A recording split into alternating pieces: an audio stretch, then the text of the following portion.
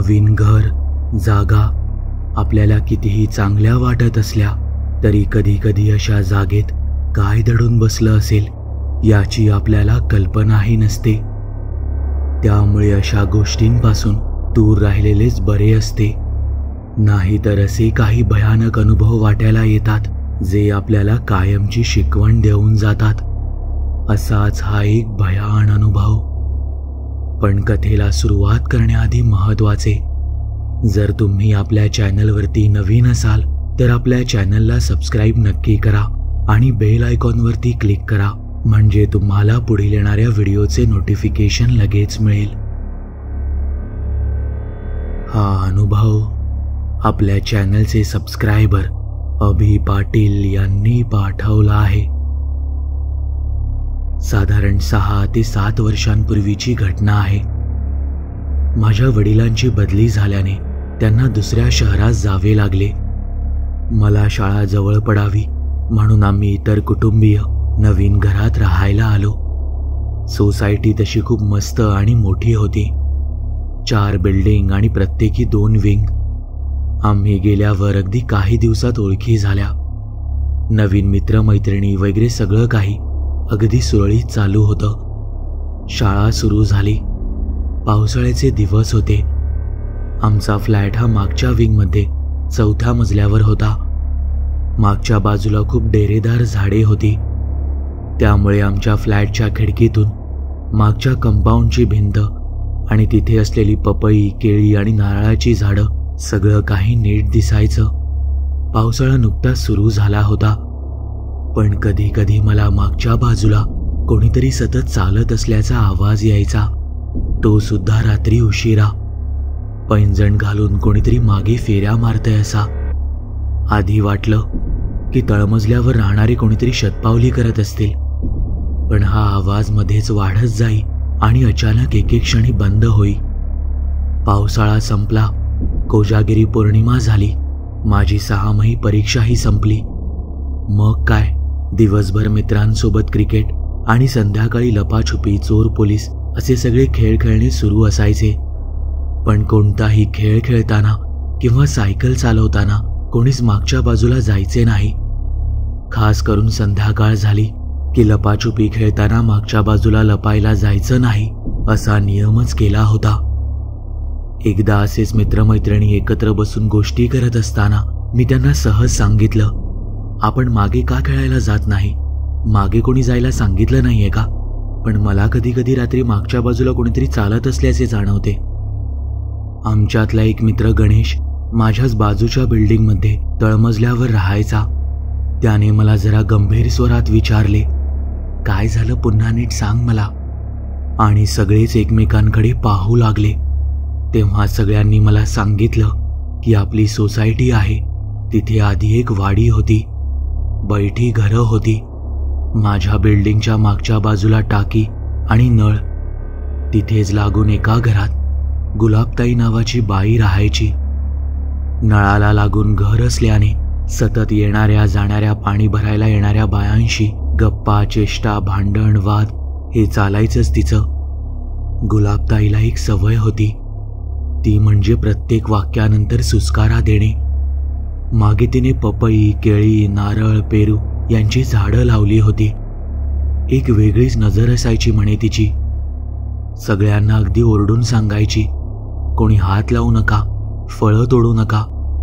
अशाच एका संध्याकाळी पाणी भरताना मागच्या टाकीत पाय घसरून ती पडली आणि त्यातच तिचा जीव गेला. या गोष्टीला 10 ते 12 वर्ष झाली. काळाच्या ओघात नंतर ती टाकी वरून बंद केली गेली. वाडीचं रूपांतर नंतर सोसायटीमध्ये झालं. पण तेव्हापासून रात्री उशिरा बऱ्याचदा तिथेच त्या टाकी आणि झाडीजवळ कोणीतरी पैंजण घालून सतत फेरी मारताना दिसतं. सतत पैंजणांचा आवाज येतो. ही गोष्ट सांगून झाल्यावर सगळ्यांचे चेहरे एकदम गंभीर झाले होते. सगळे माझी थट्टा करत आहेत, मी नवीन आहे म्हणून घाबरवत आहेत असे समजून मी हसू लागलो आणि हसतच म्हणालो, चल गण्या, तुझ्या गुलाबताईला भेटून येऊ, मला सुद्धा बघू दे की नक्की कोण आहे. तेव्हा गणेश घाबरतच म्हणाला, तुला मस्करी वाटते आता? पण मी लहानाचा मोठा झालो इथेच. घर सुद्धा तळमजल्यावर आहे आमचं. तो आवाज, ती कोणीतरी असल्याची चाहूल, हे सगळं अनुभवलंय रे मी, आणि माझ्या घरच्यांनी सुद्धा. गणेशच्या ह्या गोष्टीला सगळ्यांनीच दुजोरा दिला. वर दाखवत नसलो तरी मला सुद्धा या गोष्टी ऐकल्यामुळे जरा विचित्र वाटत होतं. आणि तेव्हापासून मी या गोष्टींकडे जास्त लक्ष देऊ लागलो. आता रात्री उशिरा टीव्ही बघण्याचं निमित्त करून मी जागायचं ठरवलं. साधारण 12:15 12:30 झाले असतील आणि पुन्हा तो आवाज सुरू झाला. त्या आवाजासोबतच माझ्या मनात धडकी भरू लागली. पण कुतूहल इतके होते की मी उठून खिडकीजवळ आलो आणि खाली निरखून पाहू लागलो. पण फक्त आवाज येत होता. कोणीतरी सतत फेरी मारत आहे एवढाच आवाज. वातावरण एकदम शांत होतं आणि त्या भयान शांततेत तो पैंजणांचा आवाज. मी कान देऊन ऐकण्याचा प्रयत्न करू लागलो. तसे मला सुस्कारा सोडण्याचा सुद्धा आवाज आला. बराच वेळ मी ऐकत राहिलो. 10 ते 15 मिनिटं झाले असतील आणि शेवटी मी न राहून खिडकीतूनच आवाज दिला, कोण आहे? बस, तो पैंजणांचा आवाज एकदम बंद झाला. बहुतेक ते जे कोणी होतं ते निघून गेलं असावं. मला त्या क्षणी भीती जाणवण्यापेक्षा एक वेगळीच हुरहुर वाटली. दुसऱ्या दिवशी सकाळी सगळं आवरून खाली क्रिकेट खेळायला गेलो तेव्हा गणेशला आदल्या रात्रीचा प्रकार सांगितला. तसे त्याने पुन्हा त्याच्या परीने समजावण्याचा प्रयत्न केला की या गोष्टींच्या वाट्याला जाऊ नकोस. मी तेवढ्यापुरता त्याला हो म्हणालो. दुपारी 3ऱ्या मजल्यावरच्या काकू घरी डबा द्यायला आल्या. माझे आई बाबा 2 दिवसांसाठी गावी गेल्याने त्यांना डबा सांगितला होता आणि माझे आई वडील दुसऱ्या दिवशी येणार होते. त्या काकूंनी मला सांगितले की संध्याकाळी लवकर डबा घेऊन जा, आम्ही रात्री गावी निघतोय. मी होकारार्थी मान हलवली. दिवस असाच निघून गेला. संध्याकाळी जाऊन मी त्यांच्याकडून डबा घेऊन आलो. रात्र झाली. जेवण आटोपलं. पुन्हा तेच होणार का की काल रात्री आपण आवाज दिलाय तर आज कोणी येणार नाही? राहून राहून हाच एक विचार माझ्या मनात डोकावत होता. रात्रीचे 12:30 वाजून गेले होते. मी टीव्ही बघण्यात गुंग होतो. तेवढ्यात लाईट गेली. पंखा, टीव्ही सगळं बंद झालं आणि अगदी नीरव शांतता पसरली. मला पुन्हा तोच आवाज येऊ लागला, पैंजणांचा. आज मात्र मी ठरवलं होतं की खाली जाऊन पाहायचं की हे नेमकं काय प्रकरण आहे. टॉर्च घेतली. मोबाईल खिशातच होता.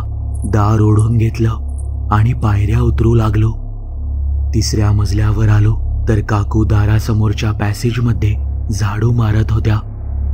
मला तिथून जाताना पाहून त्या थांबल्या आणि म्हणाल्या, कशाला उगाच बाधा आणतोय? त्यांचे बोलणे ऐकून मी थांबलो आणि त्यांच्या दिशेने पाहिले, कारण मला कळले नाही की त्या असे का बोलत आहेत. पण नंतर तिथून वळून मी पायऱ्या उतरू लागलो तसे त्यांनी एक सुस्कारा सोडला आणि म्हणाल्या, ऐकलंस का काय म्हणते मी? उगाच आत घुसू नकोस. आणि तितक्यात माझ्या अंगावर भीतीने सरकन काटा येऊन गेला. मला आठवलं की काकू आणि त्यांचं कुटुंब तर आजच गावी गेलंय. माझं सर्वांग शहारलं. मी झटकन त्या 3-4 पायऱ्या चढून वर आलो आणि त्या व्हरांड्यात पाहिलं, पण तिथे कोणीही नव्हतं. विजेचा तीव्र झटका लागावा तसे मी शहारलो आणि तसाच वर घराच्या दिशेने धावत सुटलो. घराचा दरवाजा उघडून आत आलो.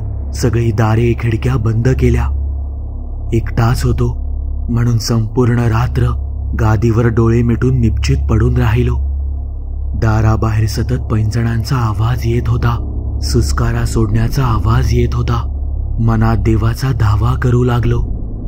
साधारण तासाभराने सगळे शांत झाले, पण मी मात्र संपूर्ण रात्र तशीच जागूनच काढली. सकाळी उठून काकूंना फोन केला तेव्हा समजलं की काल रात्री 9 वाजताच सगळी फॅमिली गावी निघाली होती. झालेला एकूण प्रकार माझ्यासाठी अनाकलनीय होता. काल रात्री मला दिसलेली ती बाई दुसरी तिसरी कोणी नसून गुलाबताईच होती. दुपारी मित्रांना घरी बोलवून घडलेला प्रकार सांगितला.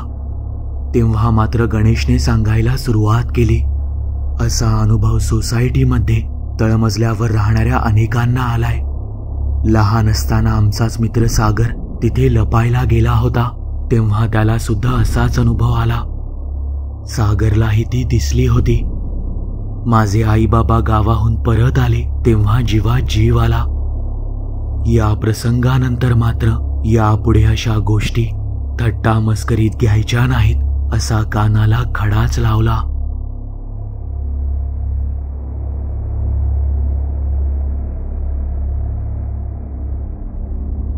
तुम्हाला ही कथा आवडली असेल तर या व्हिडिओला लाईक आणि शेअर करायला विसरू नका. जर तुम्ही आपल्या चॅनलवरती नवीन असाल तर आपल्या चॅनलला सबस्क्राईब नक्की करा आणि बेल आयकॉनवरती क्लिक करा, म्हणजे तुम्हाला पुढील येणाऱ्या व्हिडिओचे नोटिफिकेशन लगेच मिळेल. तुमच्याकडेही अशा कथा किंवा अनुभव असतील तर ते तुम्ही मला आपल्या वेबसाईटद्वारे म्हणजेच TEKStoryteller.com द्वारे पाठवू शकता. त्याची लिंक मी या व्हिडिओच्या डिस्क्रिप्शनमध्ये दिली आहे. आपल्या चॅनलबद्दलचे अपडेट्स मिळवण्यासाठी आपल्या फेसबुक, इंस्टाग्राम, ट्विटर आणि टेलिग्राम या चॅनल्सला फॉलो करायला विसरू नका. आपल्या चॅनलवर पोस्ट झालेल्या सगळ्या कथा तुम्ही आता आपल्या वेबसाईटद्वारेही वाचू शकता. त्यासाठी आपल्या वेबसाईटला म्हणजेच TEKStoryteller.com ला भेट द्यायला विसरू नका.